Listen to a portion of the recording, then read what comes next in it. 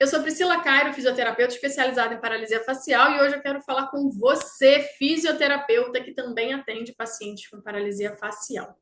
Hoje eu vou falar com vocês de um tema muito polêmico, que gera muita dúvida, traz muitas perguntas, muita gente utiliza e muita gente tem dúvida de como fazer, do que fazer, se é certo, se é errado, se devemos ou se não devemos usar eletroestimulação com os nossos pacientes de paralisia facial. Antes de dizer sim ou não, eu queria que a gente pensasse juntos. Eu quero te convidar a pensar comigo, te convidar a refletir se vale a pena ou não vale a pena trabalharmos com eletroestimulação com os nossos pacientes de paralisia facial. Combinado? Então vamos lá, vem comigo que a gente vai falar sobre eletroestimulação, um tabu, uma polêmica. Então, eletroestimulação é ou não é indicada para que você continue ou comece a atender seus pacientes de paralisia facial. Cuidado, vem comigo, vamos lá, vamos pensar junto. Primeiro passo, né? Jim Kimura, ele traz para a gente o seguinte: uma corrente aplicada externamente para que haja uma estimulação nervosa, ela precisa despolarizar aquele nervo. Então, uma sequência de eventos acontecem para gerar uma excitação nervosa. Esses eventos, essa despolarização, precisa ocorrer em nervos íntegros. Aí que está a chave do nosso problema. Se eu preciso despolarizar aquele nervo, o nervo, lembra comigo, é um fio que passa um impulso elétrico. Para que esse impulso elétrico passe para a gente gerar a contração muscular tão desejada, porque o nosso objetivo qual é?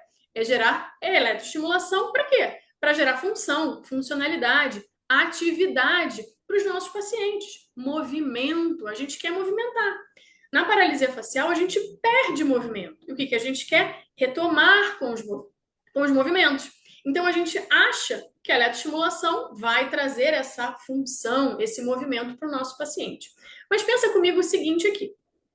Já com essa máxima aqui, que para que haja eletroestimulação, precisa haver uma despolarização e precisa ocorrer em nervos íntegros, a gente tem um problema. Porque quando a gente entende que a paralisia facial ocorre uma lesão nervosa, a gente está falando aqui de paralisia facial periférica. Então, se você observar o primeiro desenho, o desenho de cima desse slide, a gente tem o nervo íntegro com esse estímulo passando. Já na paralisia facial, a gente tem uma lesão, a gente tem uma interrupção dessa informação que passa, por isso que a gente tem a paralisia facial. Aí que está a chave do nosso problema. Se eu tenho uma lesão nervosa, eu não vou ter despolarização. Então, já por esse ponto, a eletroestimulação é contraindicada. Então, se você continuar aqui comigo, e aí você vai me perguntar o seguinte, mas Priscila, a paralisia facial eu não tenho em todos os pacientes uma lesão total. Eu posso ter uma lesão parcial desse nervo, ok? Pode. Então, se eu tenho uma lesão parcial, eu tenho estímulos passando em alguns desses feixes, porém outros não. E aí pensa o seguinte comigo: se você fizer eletroestimulação em um nervo que está parcialmente lesionado, você vai estimular as fibras íntegras. Quando a gente precisa trabalhar e a gente quer o retorno do movimento das fibras que foram lesionadas. Por esse motivo também, a eletroestimulação é contraindicada, porque você vai atuar em quem está bom e não em quem está lesionado e precisa de atividade, precisa de estímulo. Então, a eletroestimulação, ela por esse ponto também é contraindicada. O único paciente que seria indicado você usar a eletroestimulação seria uma paralisia facial central, onde eu não tenho uma lesão do nervo facial. E aí é papo para outra aula, para a gente diferenciar a paralisia facial central de periférica. Mas continua aqui comigo porque a gente precisa entender sobre músculo, entender sobre a face. Então, quando a gente entende sobre músculos faciais, a gente precisa pensar que a face é muito diferente do resto do corpo. Por quê? A gente tem músculos opostos sobrepostos. Então, por exemplo, se a gente entender que o zigomático ele está preso no orbicular do olho, os músculos eles estão interligados uns aos outros. Um está sobreposto ao outro. Aí está mais um problema da nossa reabilitação. Não dá para a gente fazer qualquer coisa nesses pacientes, qualquer movimento, porque os músculos eles se complementam. eles geram cocontração. E aí, com isso, eu estimulo um músculo e estou estimulando outro junto. Esse é mais um problema da nossa reabilitação.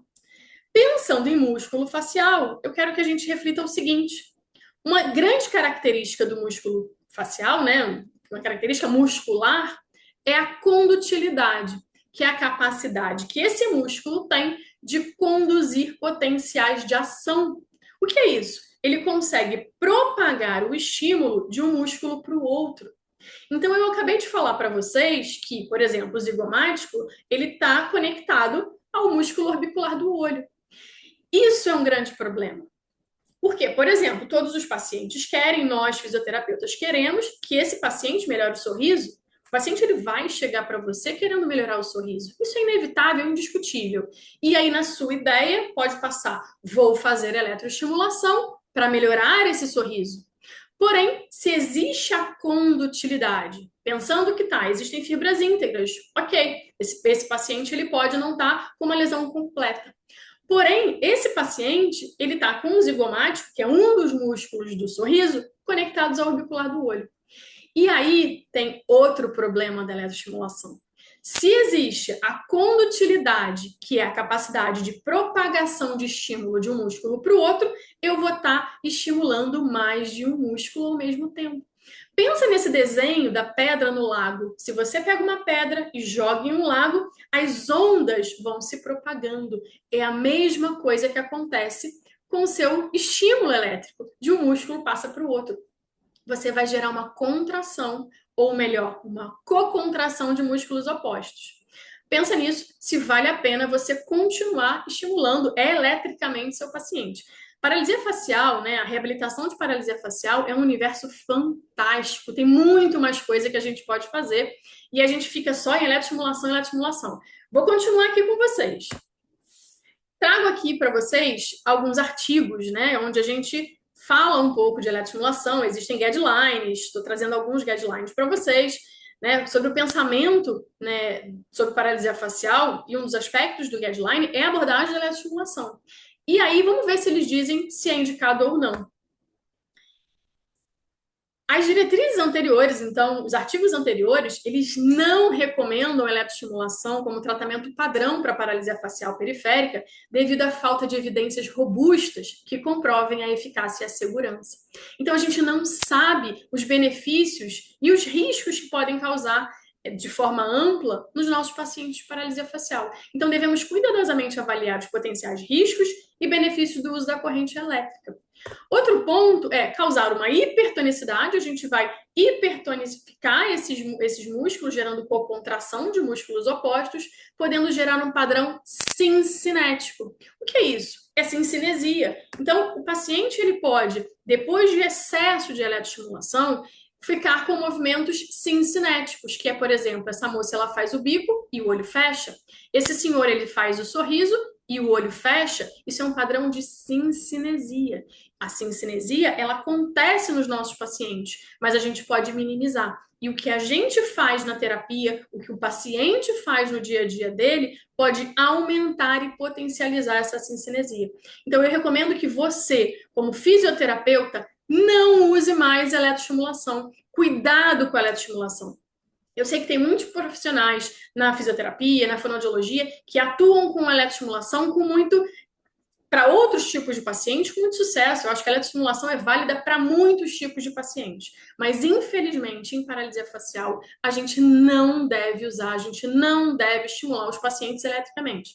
Primeiro, que não faz sentido. Segundo, que a gente pode estar trazendo um padrão sincinético para ele e aí não funciona para a gente. E outro ponto, se você faz ainda eletroestimulação no seu paciente, percebe o quão desagradável é para ele, é sofrido, é dolorido, o paciente não gosta, gera dor nesse paciente. Então, muito cuidado se você ainda continua usando eletroestimulação nos seus pacientes, certo? E se você quiser me seguir para mais informações, me segue aqui no YouTube, continue seguindo aqui no YouTube, mas pode ir lá me seguir no Instagram, Paralisia Facial para fisioterapeutas, né? Um perfil voltado para você, fisioterapeuta. E se você está aqui, você é paciente, me segue no perfil do Instagram, paciente, paralisia facial para paciente, certo? Então, em breve eu volto com vocês com mais orientações. Beijo grande.